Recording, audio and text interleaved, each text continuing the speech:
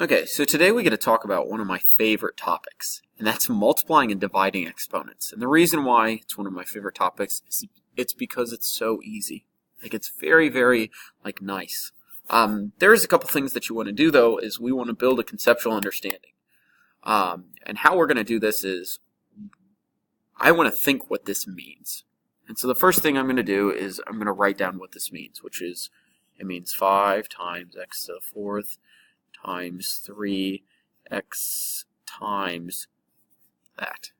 Then, again, I want to reorder this because, the x's are apart, so it'd be very, very nice to have the numbers together and the x's together. Now, this is the part that we probably can do very easily, which is 5 times 3, which gives us 15. This is the part that some of us know how to do, but might not understand why. So we have to do x to the fourth times x to the second. And you can't really do that unless you think about what that really means. Which means you have x to the fourth is x times x times x times x. And then x to the second would be x times x. And now when I'm looking at this, I would go, oh, well, by the definition of what an exponent is, it's the repeated multiplication of the same thing over and over again, which for us would be x, and it would be 1, 2, 3, 4, 5, 6 times. So, this final answer would be 15x to the 6th. Let's do another one, and then we'll think about the shortcut. Okay, so let's try this one. We'll have 4x to the 7th times 3x to the 2nd times 2x. Again, I want to think about this being just multiplying, so I'll have a multiplication in between of all of these. And then we want to reorder, so let's bring the numbers out in front. So 4, 3, 2, and then we'll bring the x's together. 7, 2, and then 1. Well, 4 times 3 is 12, times 2 is 24. And then again, we kind of want to expand this thing out and think what this really is. So x to the 7th would really be x times x times x times x. I have to write a lot of them.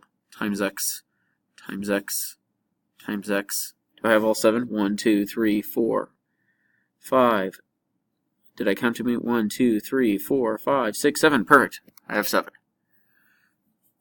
Then we'll expand this. X times x. And then, well, x would just be x.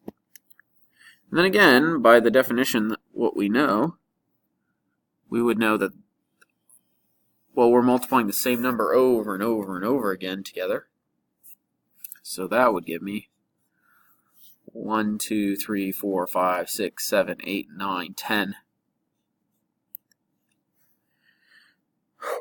And that takes a while.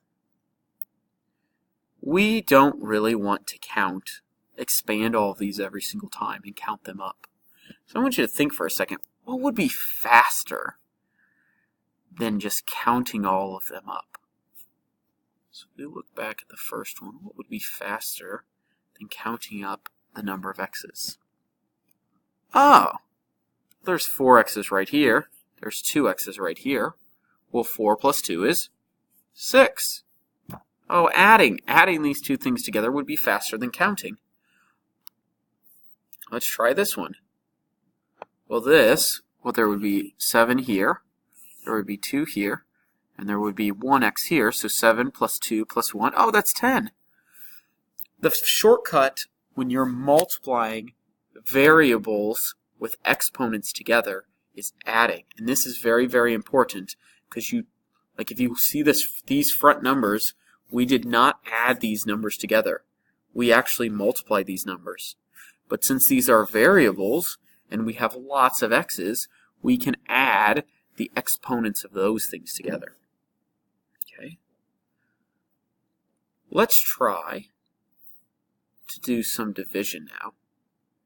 So that was multiplication. Now let's start with division. So let's say I have 5x to the 4th,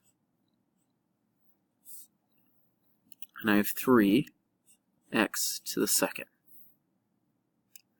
Well, we're going to try to do these things. The nice part is these numbers are already put together. So let's figure out what that would be.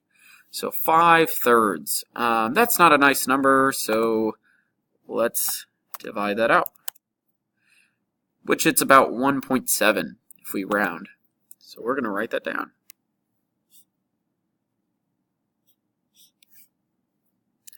Okay. Now let's deal with these x's. So we'll try to divide these x's.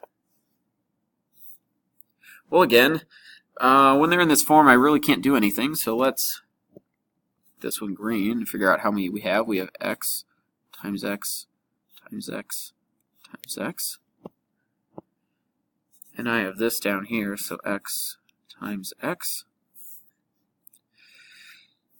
Now, here's the nice thing. Hopefully, you know what x divided by x is. And if you don't, it's really easy because x is some number.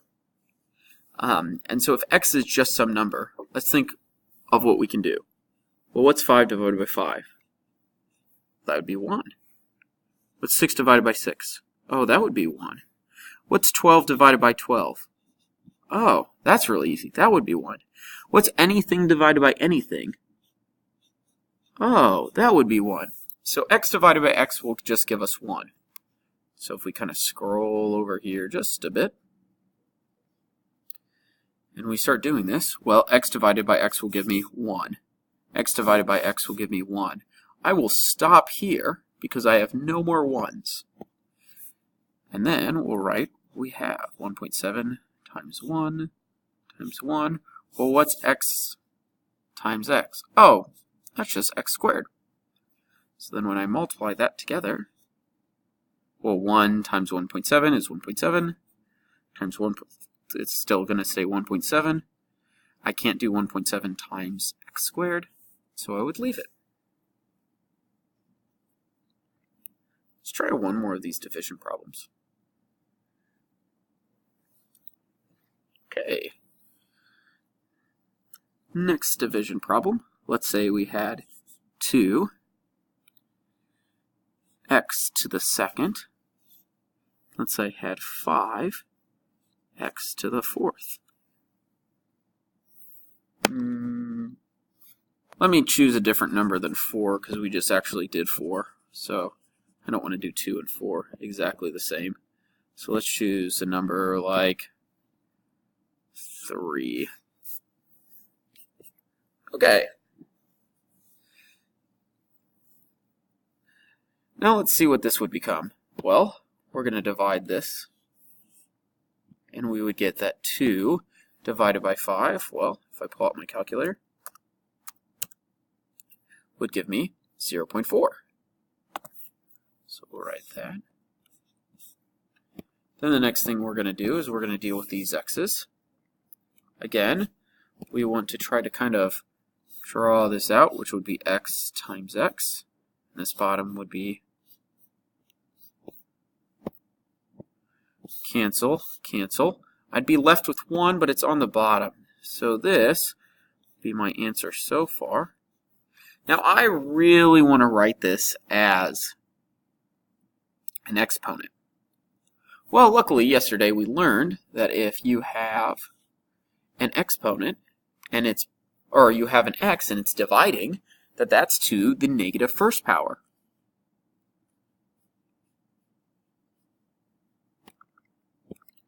So this would be, if I can finally click on it, my final answer. Okay. It's fine to have negative exponents in your answer for this problem. I actually encourage it.